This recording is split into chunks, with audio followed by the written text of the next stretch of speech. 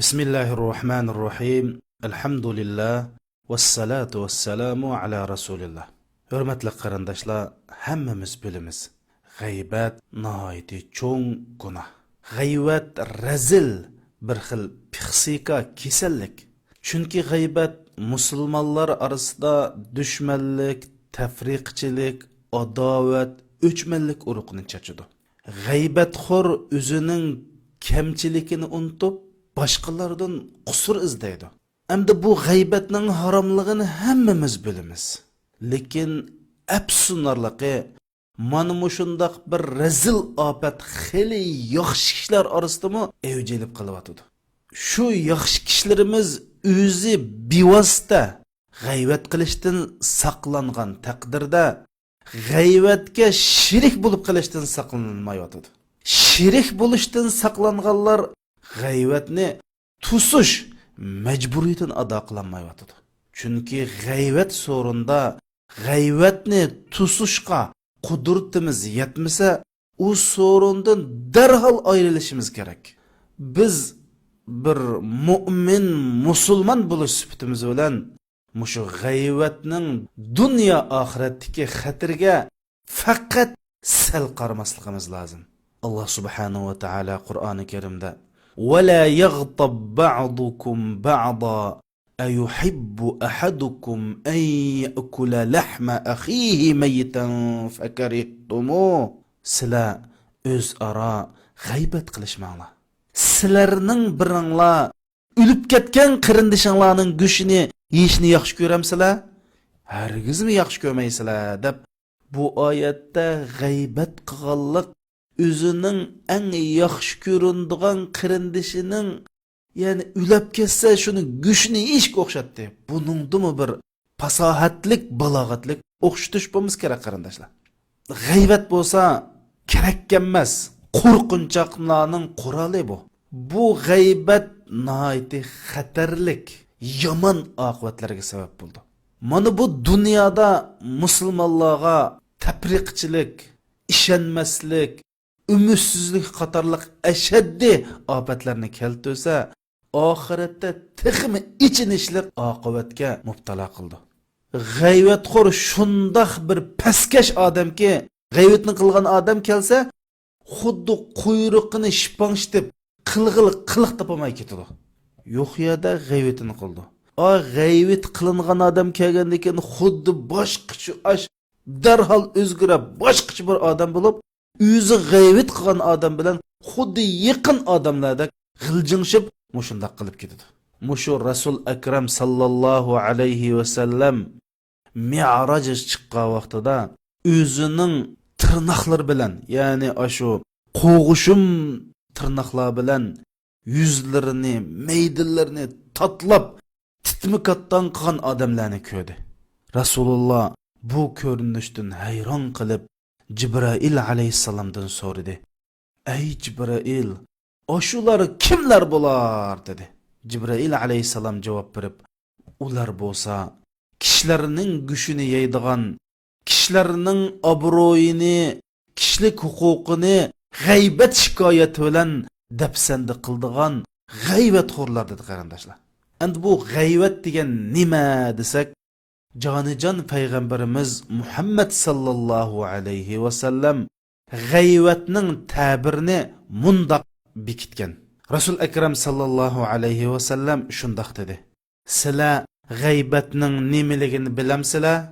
Sahobalar javob berib, Alloh va Allohning payg'ambari hammadan bak biladi dedi.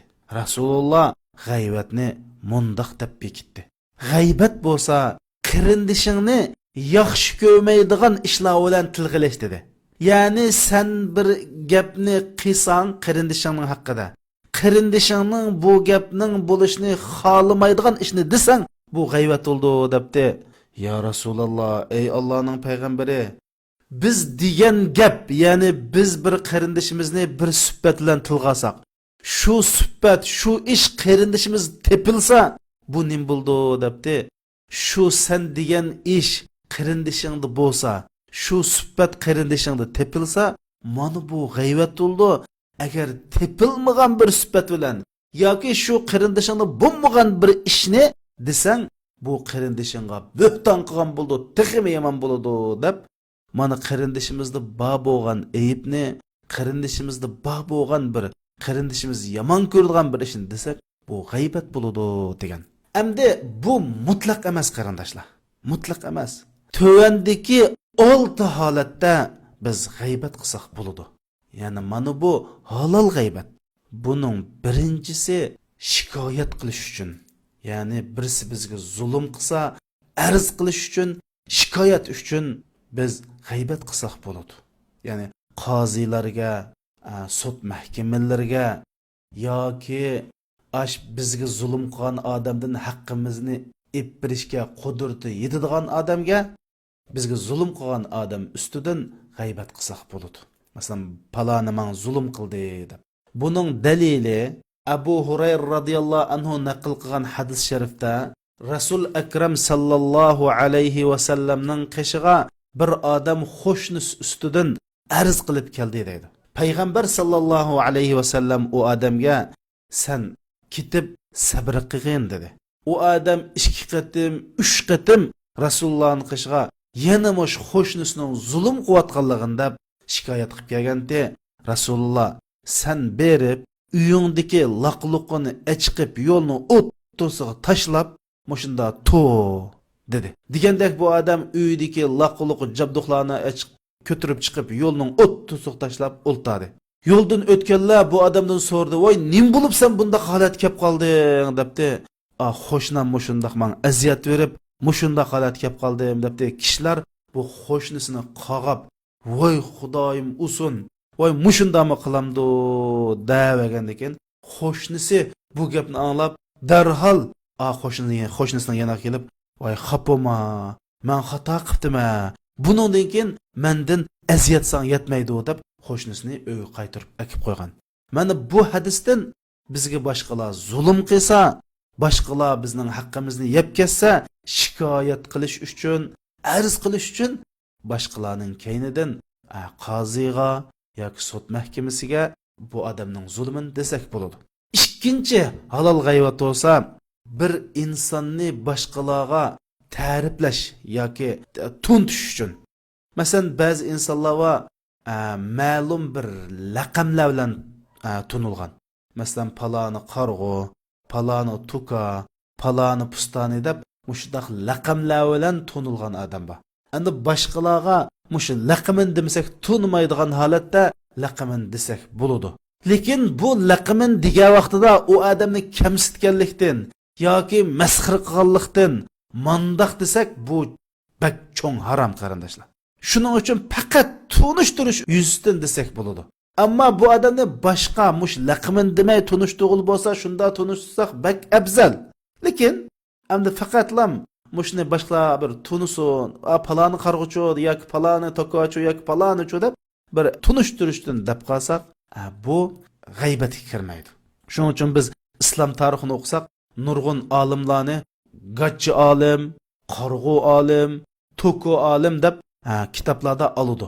Nima uchun degan chog'da uning ism bilan o'xshab ketadigan nurg'un ismlar va farqlantirish uchun mana mushunda qilgan qarindoshlar, mushunda deyilgan. Shuning uchun tunishtirish yuzidan kamsitish yoki masxir qilish yuzidan emas, laqamini deb turib boshqalarga desak bo'ladi.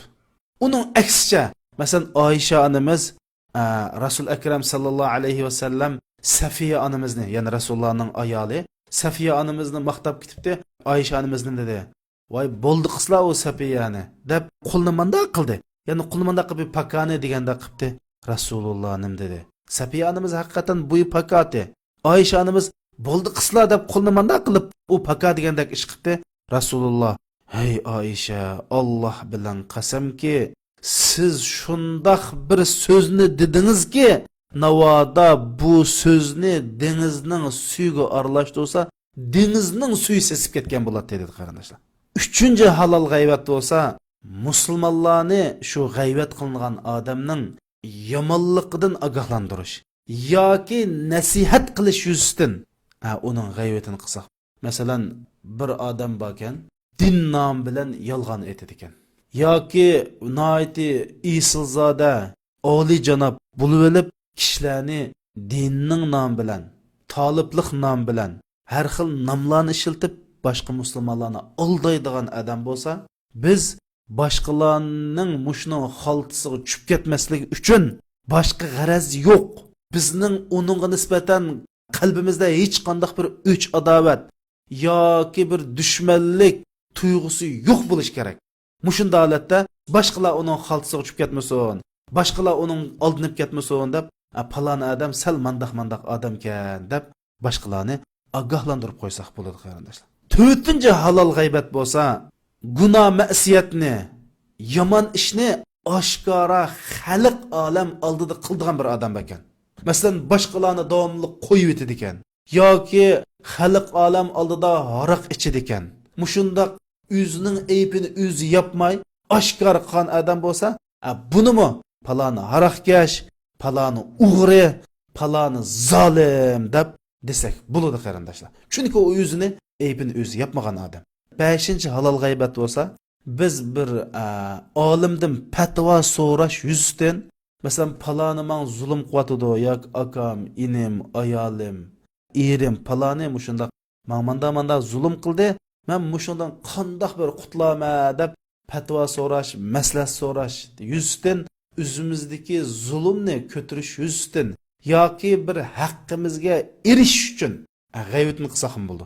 Endi unda demay, masalan, bir odam manda qilsa, buni hukmi qanday bo'ladi deb manda deyishdi afzal. Bir shaxsni aynan demay, bir odam manda qilsa, buni hukmi nima yoki buni qanday qilamiz deb manda deyish bek yaxshi qarindoshlar. Ammo ismini deyish zo'r bo'lib qolsa, desakmi, g'aybat bo'lmaydi. Buning dalili Hind bint Utba degan, ya'ni Abu Sufyonning ayoli Rasulullohning qishiga kelib, "Ey Allohning payg'ambari, Abu Sufyon bo'lsa, naiti pixsiq odam. Menga va bolalarimga yetkidak bir narsa bermaydi. Men shuning bilan uningki milidan yushrun elib, ya'ni o'g'irlikchi elib, o'zimga va bolalarimningki turmushini qamdayman, mushunda qilmay amalim yo'q" debdi. Rasululloh agar u haqiqiy pixsiqlab qolsa, siz o'zingizga yetkichilik va bolangizga yetkichilik narsani o'g'lab olsangizmi, eringizning milidan olsangizmi bo'ladi deb. Bu yerda o'g'ilga uqmaydi, chunki u bir erga nisbatan ayolini, bolalarini beqish farz. Bu yerda o'g'irlik olmaydi.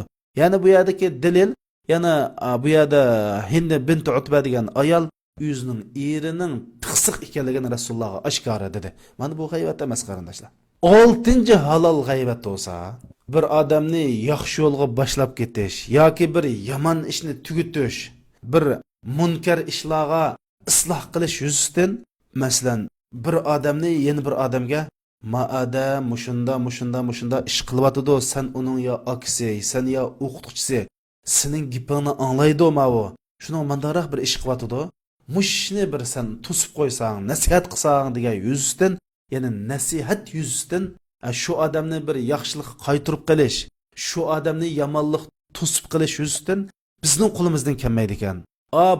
U odamni to'salaydigan odamga berib palon manda ishni qilyotdi.